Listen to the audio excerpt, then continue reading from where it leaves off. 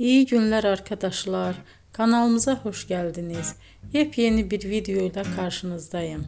Elçin Sangu ve Barış Ardus'tan yepyeni karelerini sizler için düzenleyip video haline getirdim ve sizlere sunuyorum. Umarım beğenirsiniz.